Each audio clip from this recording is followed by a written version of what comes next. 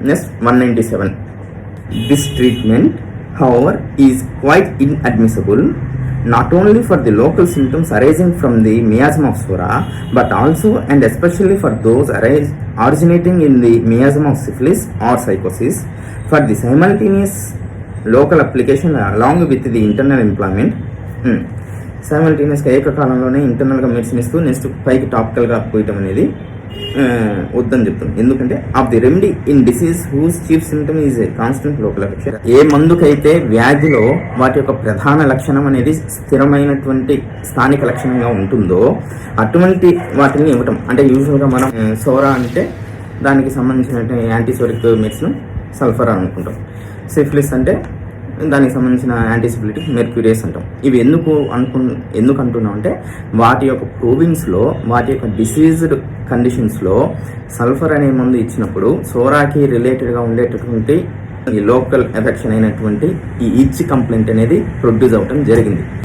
Has this great disadvantage, ఈ యొక్క గొప్ప నష్టం గొప్ప హాని కలుగజేస్తుంది. ఏంటంటే by such a topical application this chief symptom will usually be annihilated sooner than the internal disease.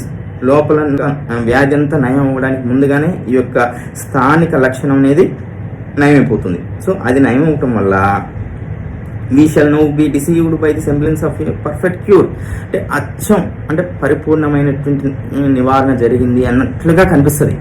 కానీ అది జరగదు. ఎందుకు జరగదు అంటే పైకి కనపడినంతగా అంతర్గతంగా ఉన్నటువంటి ఇతరితర వ్యాధి లక్షణాలలో అంతగా మార్పు రాదు.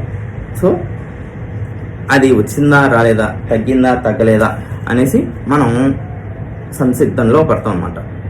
And we shall no be deceived by the semblance of a perfect cure or at least it will be difficult. ఇది చాలా కష్టతరం and in some cases impossible to determine from the premature disappearance of the local symptom if the general disease is destroyed by the simultaneous employment of the internal medicine.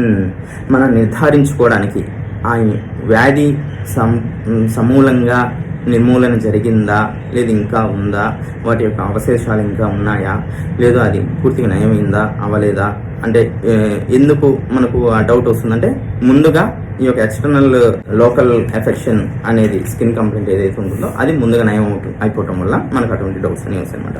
Okay, ఇక్కడ next ఒక చిన్న foot note ఇచ్చారు. అది only 6th ఎడిషన్లోనే అని ఇచ్చారు. సరే మనకి ఇక్కడ అవసరం లేదు అది. ఓకే.